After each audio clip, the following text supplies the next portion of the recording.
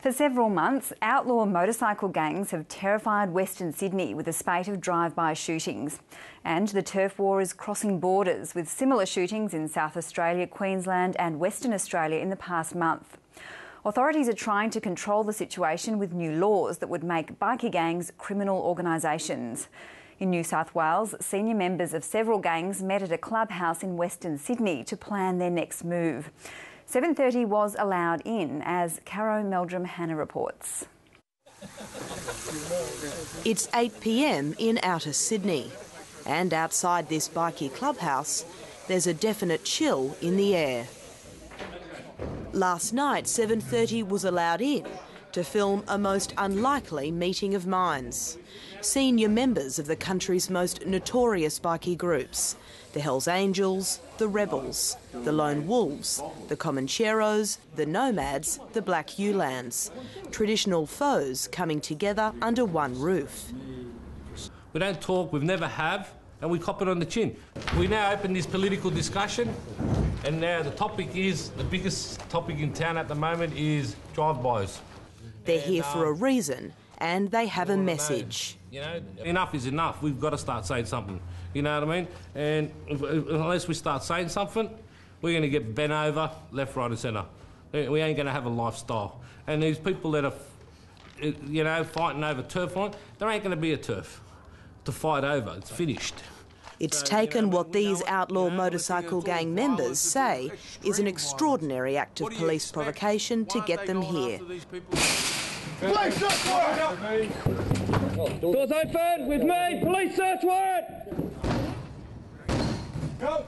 Starting Friday morning, New South Wales Police launched a 72-hour blitz, raiding more than 1,000 homes, properties and businesses, all allegedly connected to members of bikie gangs. Down on the ground. Come outside, ma'am. Search warrant, outside.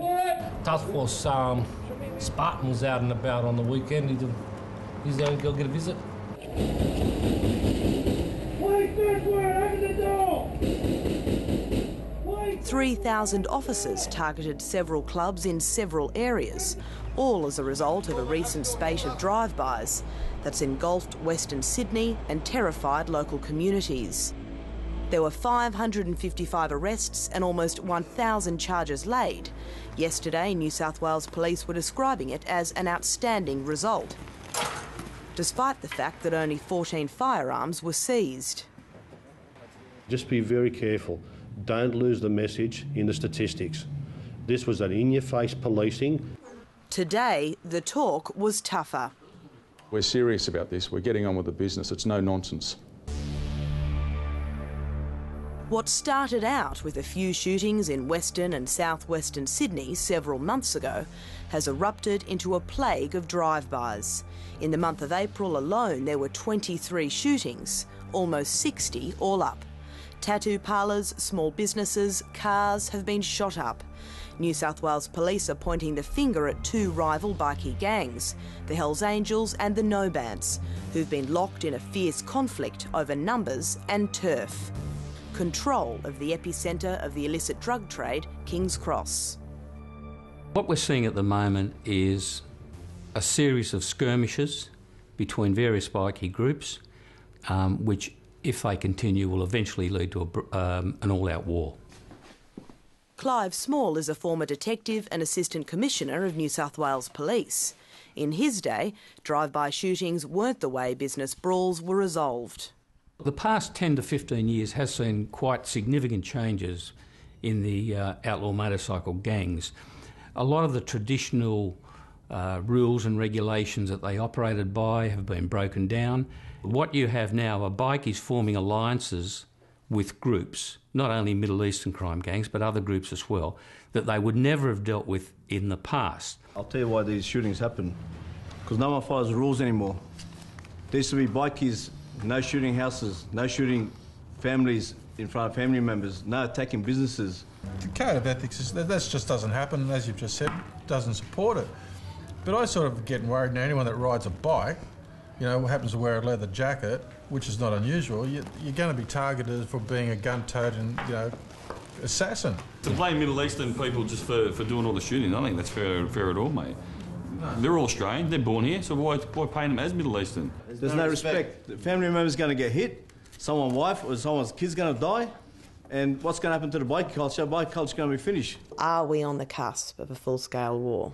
Well, I think we are, and it could take only one incident to step up. We've seen a lot of drive-by shootings, for example. If it was a case that in one of these shootings a family member or a child was killed or injured, that could throw you into a war stage.